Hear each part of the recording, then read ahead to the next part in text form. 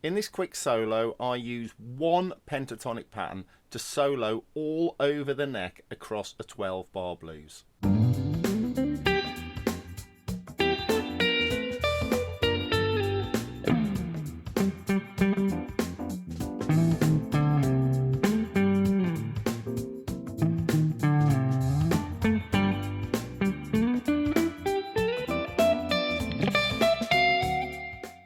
So if you want to find out how the magic's done, hang out to find out. So what I was doing across that was I wasn't using the traditional 5 positions of the pentatonic scale to solo. I was using literally one shape. So this is in G. So the chords are G7, C7 and D7, right? So traditionally you might be thinking of your G7 chord and then thinking position 2 of the major pentatonic across it, and then maybe position 3, position 4, position 5, position 1. But that's 5 positions. That's a lot of stuff to remember, right? Now I'm going to give you a much simpler way of doing this, and this is using just one shape, right? Seriously, just one shape to solo over everything. Once you've learned that one shape, I'm going to show you how to map it across the fretboard and expand on it to solo all over the neck super quick. Right, now this is the one shape. Now why does this shape work? This shape works because it's a pentatonic scale. It's 1, 2, 3, 5, 6. That is a major pentatonic scale. No, Big Jim, even you weren't clever enough to have figured this one out. And this is like the killer magic part. When I do this, I can repeat that idea from any G root note. So watch. And this is what I was doing in the solo. Let's take another G. Right, now this is the magic of it. I can move it wherever I want to all over the fretboard. Yeah. Then I can go wherever I want. All I've got to know is where the G notes are. So I might start the solo with a little run like that, and I'm just running through that shape, look.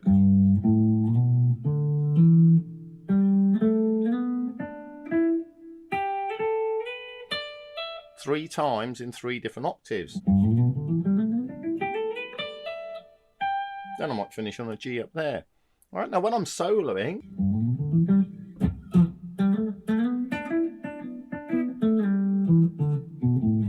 I've used these 2 shapes. And then, so I might use that as a bit of a basis for the solo over the G chord.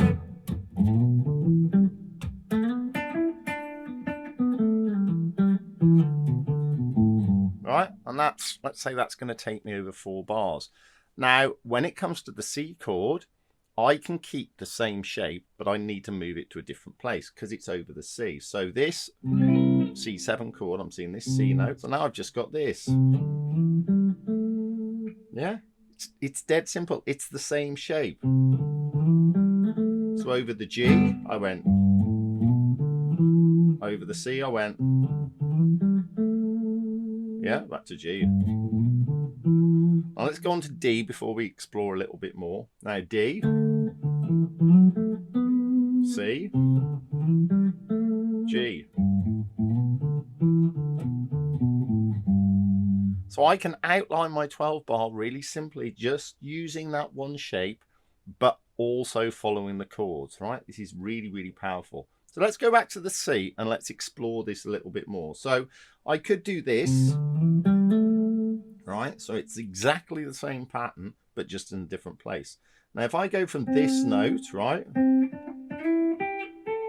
The only thing that's a bit of a pain is the B string, because the B string's tuned a bit differently. So instead of going like this, which is obviously wrong, I've just got to shift that up a fret. So when you go from the G to the B string, you've got just got to compensate a little bit. It's the same shape, but it's compensated. So now I've got C, next C note. Now my next C note here, I could just start the start of the pattern because I haven't got another string to go to, but that's fine. So I've got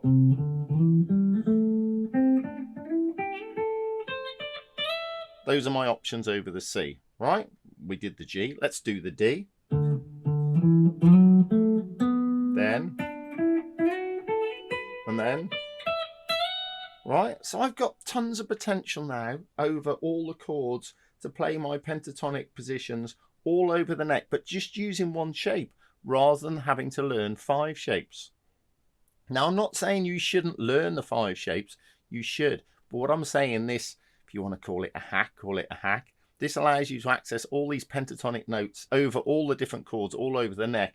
You don't get much more instant than this, yeah? And this should be something that you bolt on to your normal pentatonic playing, right? Or if you're just learning, if you haven't learned the pentatonic positions, learn this first because it's easier. And then add the pentatonic positions later, okay? Now what I do then is I expand on this a little bit, right? And my first expanded shape is this. Now I'm adding in the flat 3. So instead of going, I'm just going. And it just adds a little bit more bluesy flavour. But we're still in the same basic shape, right? We haven't had to do any real extra thinking with this, right? It still stays within that same shape. It makes things nice and clear for us. We could do it here. Right? So that's some really cool ideas. Now, another note we can add in is this one. We need to be a little bit more careful with this, okay? Because it's quite an outsidey sort of a note. But it sounds cool if we descend back to the G like that. It's a flat 6 sharp 5, right? So it's a bit of an odd note, but it works well. And if you look back, I put that in the solo. So you wouldn't want to use it a lot. I'd use that more, but I'd use that sometimes just for that little bit of spice. That's a really cool thing. So now you've got the same basic shape, but you've just joined those 2 notes with chromatic notes, really. Right? So let me give you one final thing that we're going to add in. Instead of going, I'm going to add that note in, which is the 4. Okay, so now I've got this shape.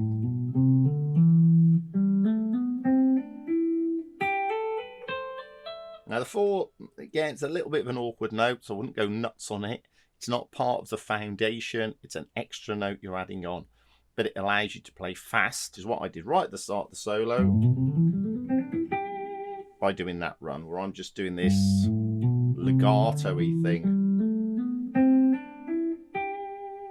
So if you want to explore this a little bit more, head over to my Patreon page, where I expand on this even further, okay? And I also do mixing major and minor, putting in minor pentatonic with this as well. Loads of great stuff on the Patreon channel. Don't forget to like and subscribe as always. Really appreciate the subscriptions. They're creeping up and it makes a massive difference to the channel. It's only a click of a button, so just click that subscribe button. That'd be great. Catch you next time.